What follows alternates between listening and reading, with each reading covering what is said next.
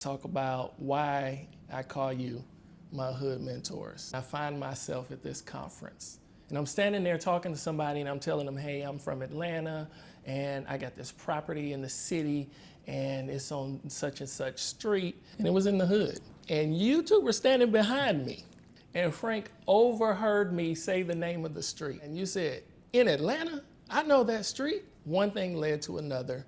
We came back to Atlanta. You put me on game. You showed me how to turn that property that I was afraid to invest in into a cash flowing opportunity that still pays me and my family now some 7 years later.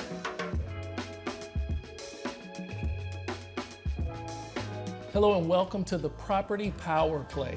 My name is Kito J Johnson and I am your host. And it is right here that we empower you with the tools necessary to play the game of real estate and win. I'm delighted to have today's conversation and to welcome my special guest to the show, Frank Morales and Ms. Lynn Meroll. Thank you so much for being here. First, I want you to tell everyone who you are. We'll start with you, Lynn, from your perspective. We came to Atlanta a few years ago, 10 years ago to be precise, and we basically buy and hold properties here.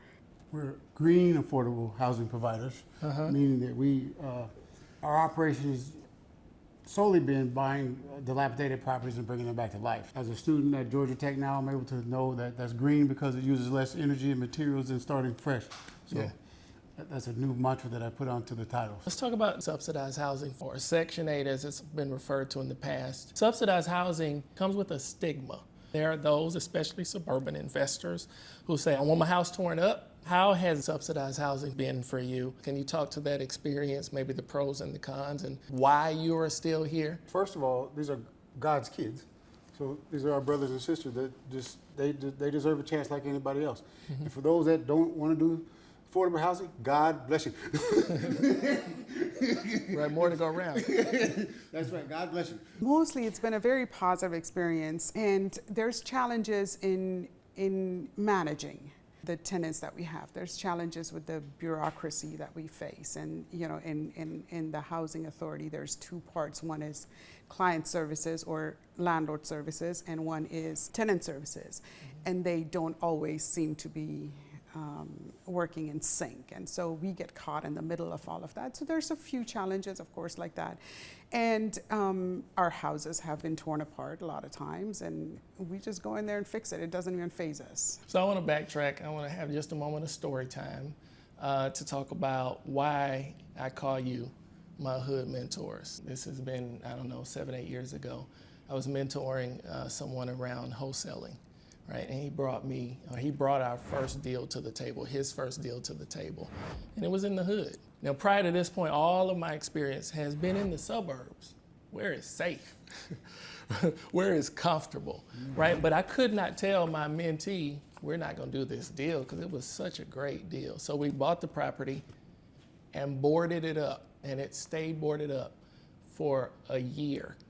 And I find myself at this conference in Miami, Florida, this real estate conference, and I had not known you two. And I'm standing there talking to somebody and I'm telling them, hey, I'm from Atlanta and I got this property in the city and it's on such and such street and I don't know what I'm gonna do with it because it's in the hood, I don't wanna go to the hood. And you two were standing behind me, and Frank overheard me say the name of the street. And you said, in Atlanta? I know that street. One thing led to another. We came back to Atlanta and you put me on game. You showed me how to turn that property that I was afraid to invest in into a cash flowing opportunity that still pays me and my family now some 7 years later. And so everything I do now is in the inner city. I don't have anything in the suburbs anymore with the exception of one Airbnb. So thank you so much for putting me on. And for being who you are. There's revitalization going on all around the country in major cities. And one of the things that often comes up is gentrification. Gentrification often gets a bad rep because most times when we hear and talk about gentrification, the reference is about individuals who don't look like the community coming into the community and pushing residents out of the community. One of the reasons I love the subsidized housing play is because it allows me to go into a neighborhood and take advantage of what's happening with the values and the increase of values. So I can acquire a property at a great price. I can put some resources into the property and then capitalize on the new value, but choose to hold on to the property. And that's when I play in the subsidized game. I then allow individuals through subsidies to rent those properties from me. So everybody wins. I'm an investor that gets to invest. I get to have the ownership of the property. I get the benefits of the property for long-term appreciation. And then those who have lived in the community for years still have an opportunity to stay in the community and live in the space that they've always known. I want to talk about your strategy. Where does the subsidized housing piece come in? What's your passion around that, and how do you leverage that in your chosen strategy? Well, first of all, it's helping people and helping them not only establish residence, but Frank and I were kind of both passionate about the fact that we want our people to move in the right direction, whether it is mentoring them towards buying a new home or making sure that the children and everybody in that home has at least internet, so that they have access to everything. And second is actually the finances too. It's a stable paycheck. Financial freedom is the chief goal. And this would just happen to be our vehicle. When we came here, our intent was to rent out rooms. That was our business in Seattle, even today. Right. So to buy property, multiple bedrooms, right, and create a quote-unquote rooming house. Correct, exactly. So, but back in those days, in 2013, our Atlanta Housing Authority wouldn't even come in these neighborhoods.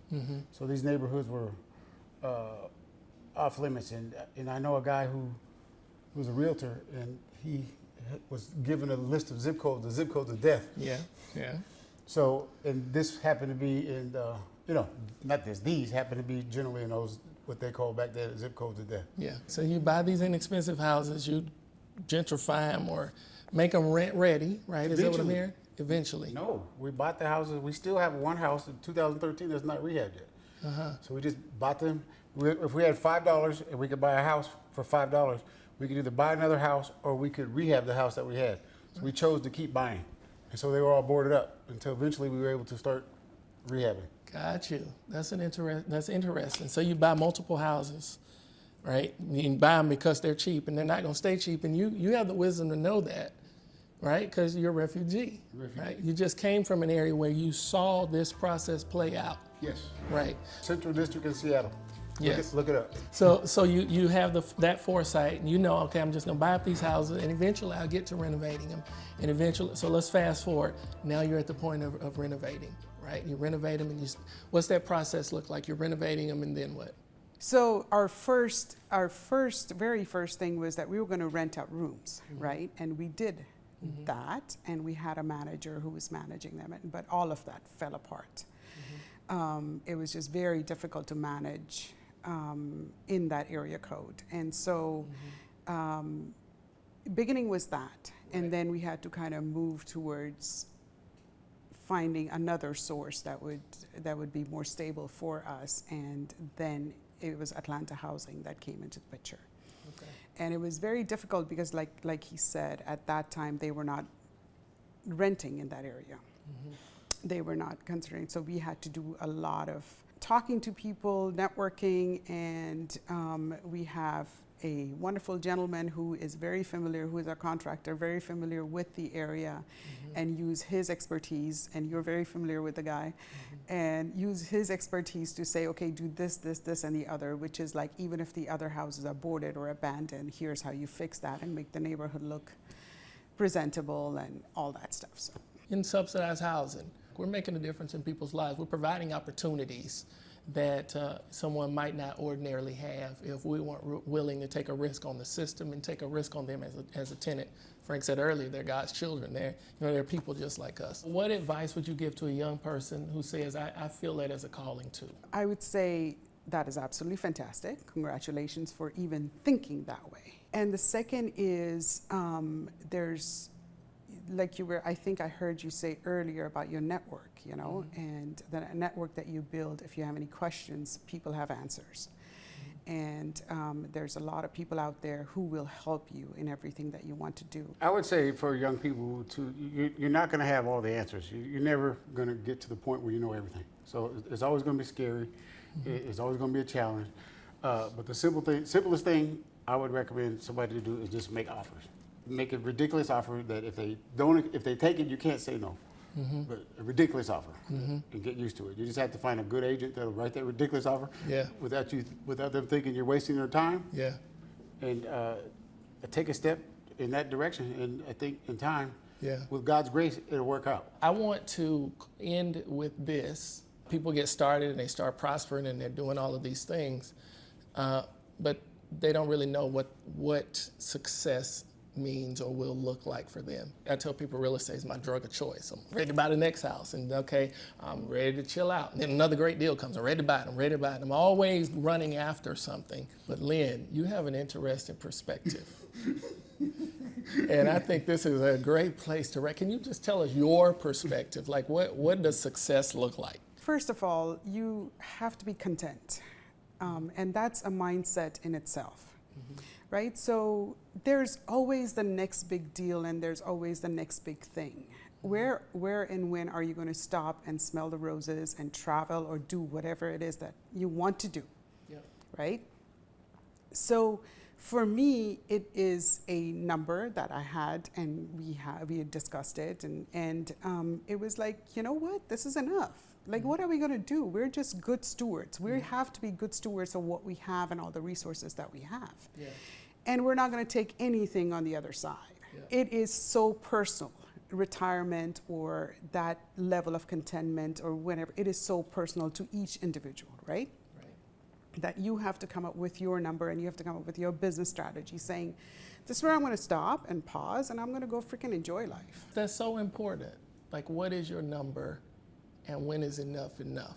And I think that's such a valuable lesson for us to close the show with. Like, whatever industry you're in, like whatever you are doing to create cash flow. And I noticed you said semi-retired, and I imagine the only reason you said semi is because Frank's still buying houses. Like, Frank's still buying. Liz, like, I want to travel, I want to go away for another month, but Frank's still buying houses. So I think for all entrepreneurs, we really need to sit down and ask ourselves that question, and then create a game plan, a strategy to get there. And then when you get there, take a breath, right, and just enjoy it. Thank you both for being here. I say it all the time, and I know you know my heart when I say it.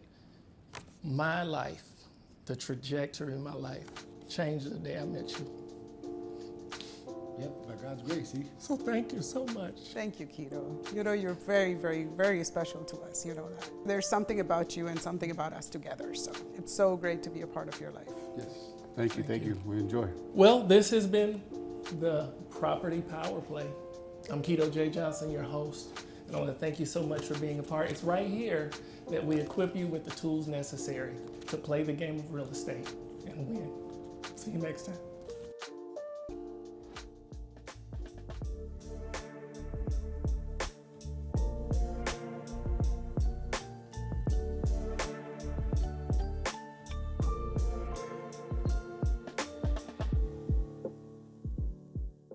The Convo, the two-time 2023 Telly Award-winning network and your home for conversations around Black wealth, available on all platforms.